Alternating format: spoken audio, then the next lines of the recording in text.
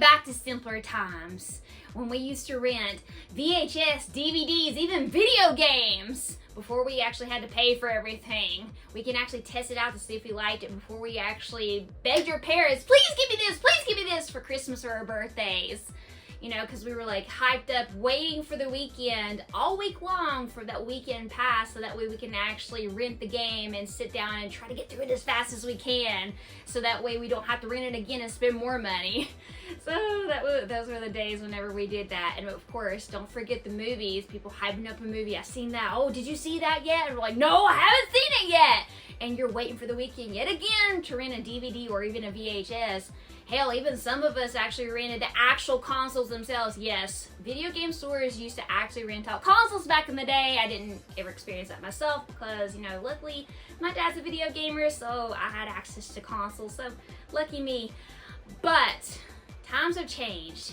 As you all know, technology advances and things like this get left in the dust for nostalgia purposes, for us to remember the good old times. And, you know, progression is great, but physical media is a dying thing.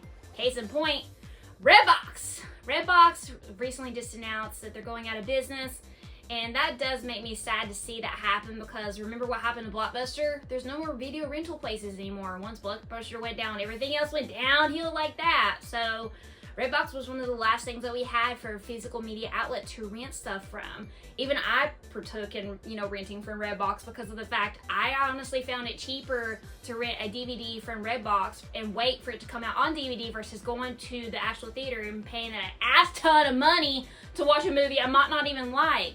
That's the one thing that I like about physical media, is that I don't have to pay a lot to watch it. And you're going to say, oh, subscription services. Yes, thousands of subscription services are available now at our beck and call whenever it comes to streaming media, which is convenient, but at the same time, you're paying like 8, 10, even up, you know, as far as like money, you know, for a subscription just to watch one show. I just think it's such a money racket. That's why whenever it comes to media, I prefer physical, because it's just a cheaper way to enjoy stuff. And if I don't like it, then I didn't spend that much money on it.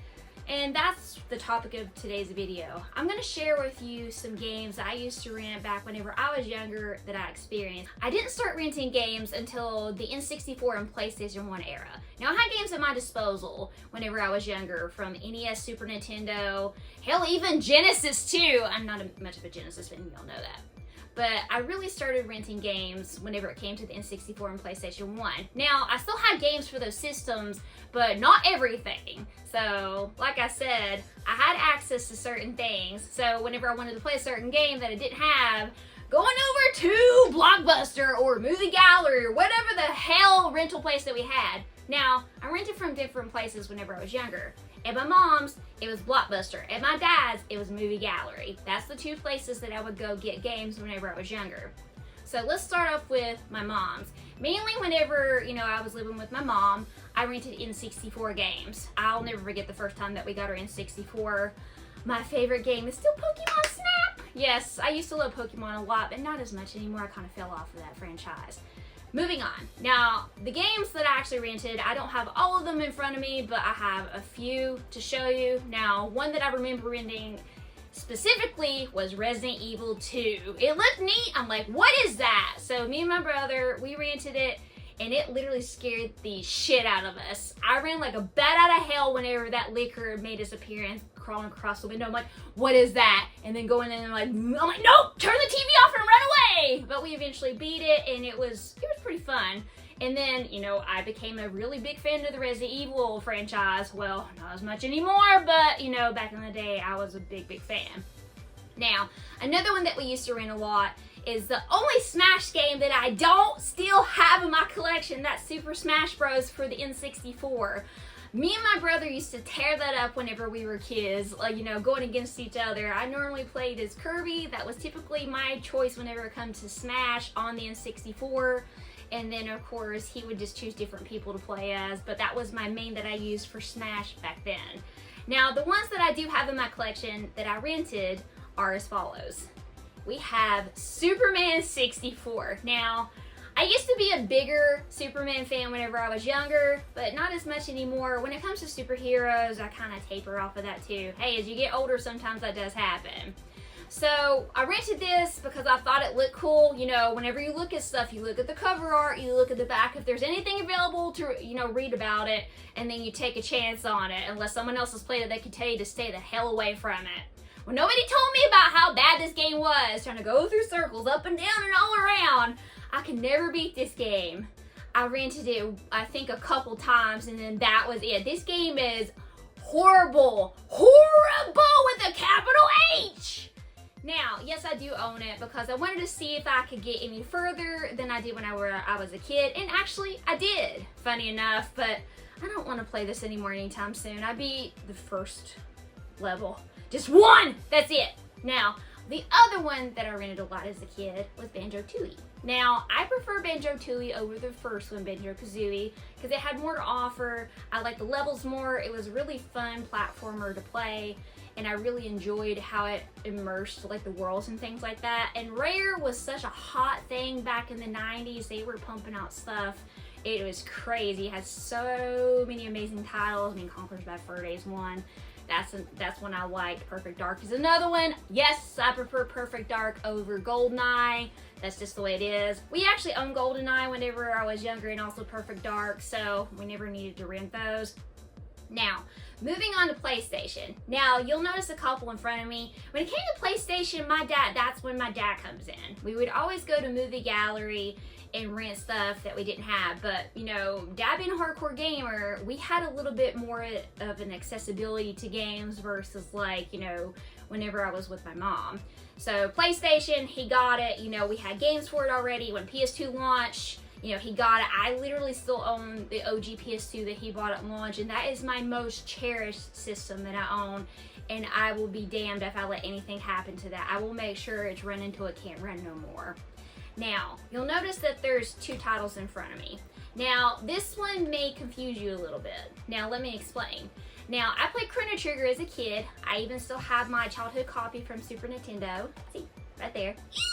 Still my favorite game of all time. Nothing has changed my mind. Even though I love Legend Dragoon, I still prefer Chrono Trigger. Now, I was curious about this because I'm like, Chrono Trigger came on PlayStation? What? So, I noticed it had two games, and I'm like, what is that? Final Fantasy IV, huh? Now, this was my first ever Final Fantasy game that I ever played. I never owned a Final Fantasy game as a kid on NES, on Super Nintendo, nothing. So I rented this, and I was immersed. I'm like, this is cool, and that started my journey on Final Fantasy games, was Final Fantasy IV. And then, of course, I played through the Chrono Trigger version, the port on PlayStation 1, and of course, I loved it. I don't mind load times. People always go, it doesn't bother me, trust me. PlayStation 1's my favorite console. Those load times don't bother me. I would rather wait for a game that's actually complete and play it versus now that what we have, waiting for patches to load, things that are half done. So I'll take the load times over that, thank you. Now, the next game.